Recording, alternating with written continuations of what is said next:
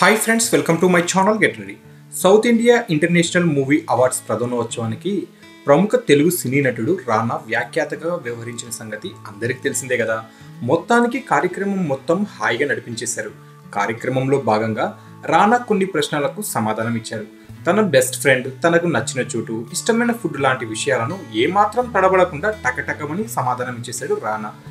అవి అప్పటి హడావిడిలో ఎవరూ పెద్దగా పట్టించుకోలేదు, కానీ ఇప్పుడు మాత్రం ఆ మాటలే వైరల్ అయ్యాయి. ఇంతకీ ఆ రోజు రానా చెప్పిన ఆన్సర్లు ఏంటో తెలుసా? అవేంటో ఇప్పుడు తెలుసుకుందాం.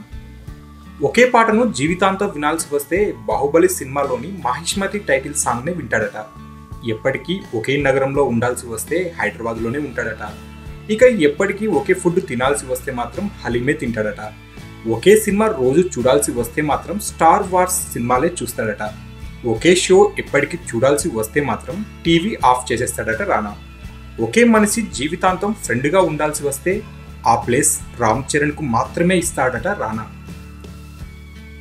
అలాగే లైఫ్ లాంగ్ తన తండ్రి తనకు పెద్ద ప్రేక్షకుడని, ఆయన ఇచ్చే ఫీడ్బ్యాక్తోనే చాలా డిసిషన్స్ తీసుకుంటానని చెప్పాడు రానా. ఒకే స్టార్తో జీవితాంతం గడపాల్సి వస్తే అన్న ప్రశ్నకు మాత్రం సమాధానం చెప్పలేను అన్నాడు. తాను పుట్టిన దగ్గర నుంచి స్టార్స్ మధ్య పెరిగాను కాబట్టి ఒకే స్టార్ను ఎంపిక చేయడం కష్టమన్నాడు. చివరగా ఒక లవ్ మెసేజ్ ఇప్పుడు మీకు ఇస్తే ఇక్కడికి వచ్చిన వాళ్ళలో ఎవరికి ఇస్తారు అని అడిగితే టక్కున నటి ఖుష్బుకు ఇస్తాను అన్నాడు.